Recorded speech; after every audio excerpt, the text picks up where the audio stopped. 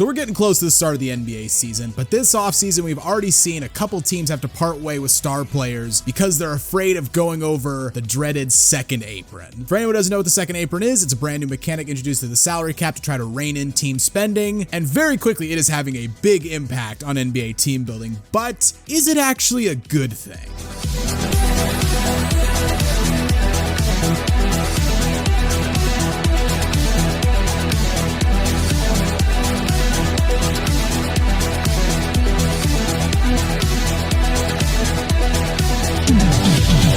Before we start talking about the second apron, if you haven't already, make sure to leave this video a like, give us a subscribe, and hit that notification bell so you never miss out on one of our videos.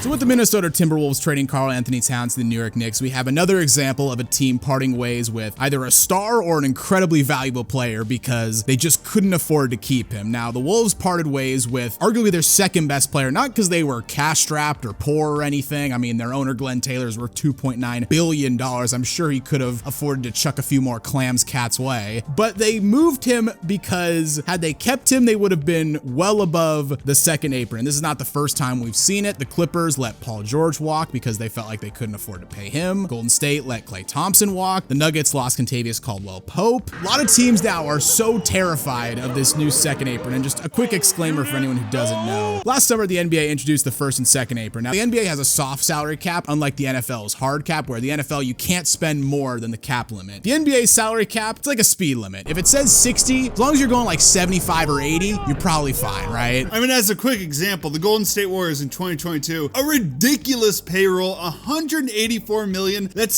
$71 million over the salary cap for that season. Boston, not quite as bad, but still pretty bad. They actually spent more, $188 million, but the salary cap was higher last season, so they were only $52 million over. And the first and second aprons were really added to curb these rich teams from just spending and spending and spending. Like, sure, they're gonna get more luxury tax, but if the owner's rich enough, they could just keep on spending. Yeah, if you go over the first apron, you're restricted in your abilities to make trades and sign players, and the second apron's the really oppressive one. If you go over that, you don't get a mid-level exception, you can't use cash in trades, you can't use trade exceptions, you can't trade your first round pick 7 years out, and if you're over the apron 3 out of 5 seasons, your first round pick is automatically moved to the end of the first round. So basically, spend too much, and the only thing you can really do is dump salary and sign vets to the minimum. That's all you can do. I mean, that's what the Suns are having to deal with because of how much they're paying Booker and Beal and Durant. They have literally no options because they can't do anything because of the second apron. And like I said, those are huge changes because previously it was like, you just got to spend more money, and a lot of owners are happy to spend more money if their team's winning because the franchise goes up in value, like see the Warriors here recently. But the question is this actually good for the NBA, and is it achieving what they want it to do? Yeah, I mean, if you listen to NBA officials, the primary goal of the second apron was to further increase parity across the NBA. It's, to curb, the Bostons, the New Yorks, Golden State, Los Angeles, the big markets from being able to outspend like Portland or Charlotte or Sacramento. I'm all for increasing parity. I think that's a worthy goal, but the NBA is kind of in the middle of an era of parity. I mean, we just had our 6th new champion in the past 6 seasons. This is not like the mid 2010s where it was Cleveland and Golden State every year for 4 straight years. Like, there is no dynasty in the NBA right now. And I do like the parity. Like, it's fun going next season. There's so many teams that could theoretically win the title if they're healthy, everything goes right. But to be honest, I miss the dynasties a little bit. They were fun. Just like seeing the Warriors. Can anyone take off the Warriors? Can anyone take out the Cavs? Are they going to match up and like who's going to win? That's the other thing people have pointed out. Like, the NBA financially does its best business when there are dynasties. Yes. But like we said, this was all put in place to prevent a situation like in soccer or in baseball, where the wealthiest teams just outspend everyone else. But I don't think something like what happens in baseball could really even happen in the NBA, even under the old rules. Like, if you look at baseball, there's no salary cap. Teams can just spend whatever they want. We saw that this past offseason when the Dodgers just gave Shohei Ohtani a 10-year, $700 million contract because they could afford to do that. The Angels couldn't afford to pay Shohei that contract. Something like that couldn't really happen in the NBA. Like, say, for example, the Clippers with the richest owner in the NBA, Steve Ballmer, they couldn't go to Anthony Edwards or Jokic or Giannis and be like, oh, we'll give you a 10-year, $700 $700 million because there's limits on player salary and contract length. And the Clippers are already over the salary cap. Like, they can't take on that much more salary because they're already at or over the cap. So something like that can't really happen in the NBA. And if you look at soccer, or as our European fans would say, football, and you take a team like Man United, who I completely hate as a Liverpool fan, and I'm sure a lot of people do, they're worth $6.55 billion, a crazy number. Everyone knows Man United. Compare that to Fulham, the 10th most valuable team. They're only valued at $790 million, which is still a lot of money, don't get me wrong. But it's like 1/10. Yeah, that's like nothing compared. Like, it swings so drastically. And then compare that to basketball. You got Golden State, they're worth $7.7 billion. A lot of money, but then you compare that to Toronto, the 10th most valuable team in the NBA, $4.1 billion. I mean, there's a difference. Obviously, Golden State's worth a lot more, but it's kind of in the same ballpark at least. Yeah, you want to see true financial imbalance. Go across the pond, like Bayern Munich versus just the second most valuable team in Germany. PSG versus just the second most valuable team in France. Like, the gap in soccer is so much bigger. And like, as we understand it, like in terms of like how financial fair play works, at least in England, a team like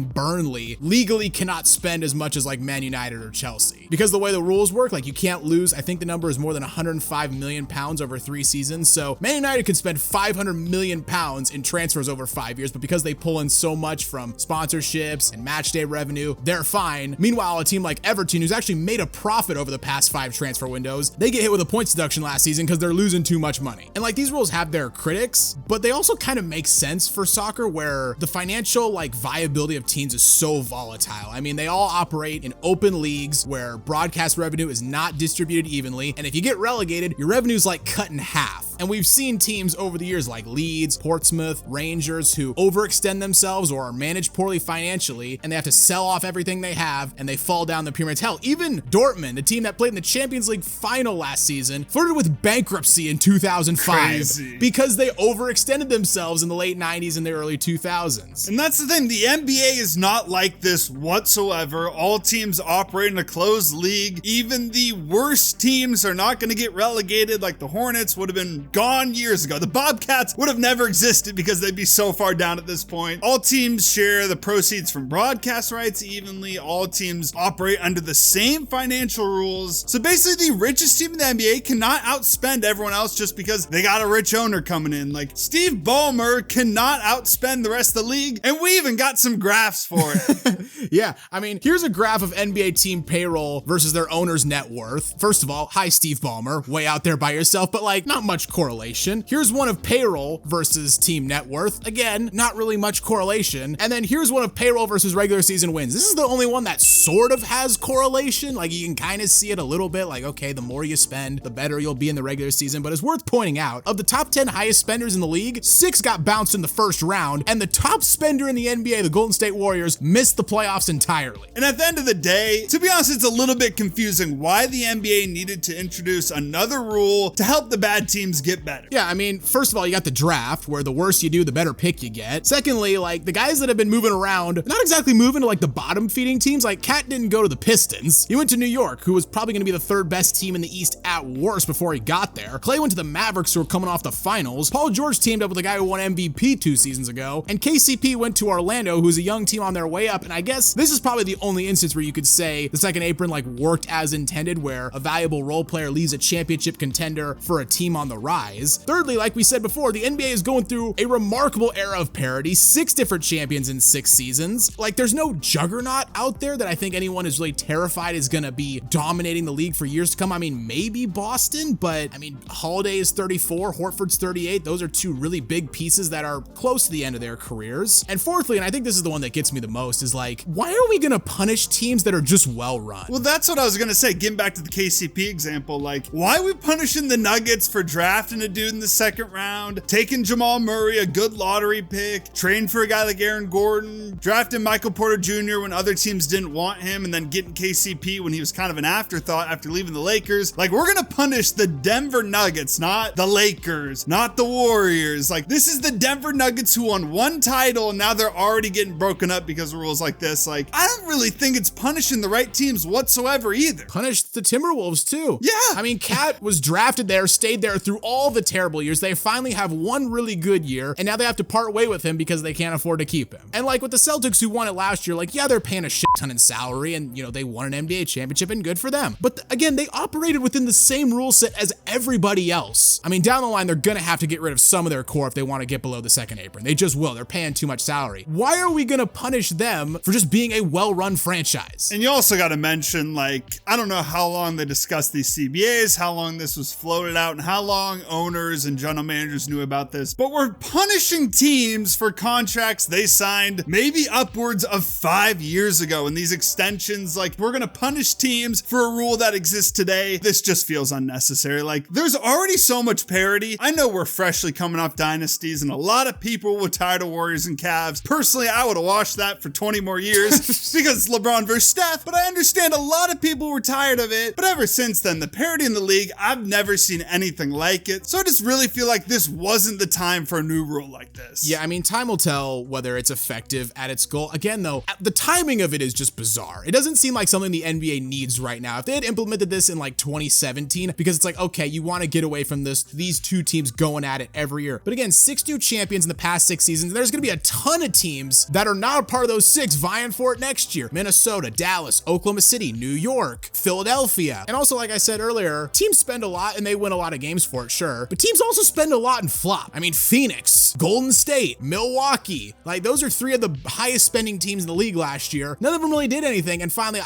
because teams are so well run, we're punishing them. It's the antithesis of what I think the NBA should be going for. I mean, now they're not letting teams trade their first round picks for years down the line. Woj is retired, so we don't get any more Woj bombs. Like, we're not going to see any more big trades. That's honestly mostly what I'm sad about. Like, I'm going to miss all these massive trades going down because now teams, it's going to be impossible to do because that shit is going to be frozen in time like Han Solo's. That is an A+ reference to end a video right there. That's the video, guys. What do you think about the NBA Second Apron? I'd love your chat to say in the comments down below. If you enjoyed the video, consider leaving it a like, as it really does help us out. And while you're here, why not check out some of our other videos as well? And don't forget to subscribe to Synthetic Sports.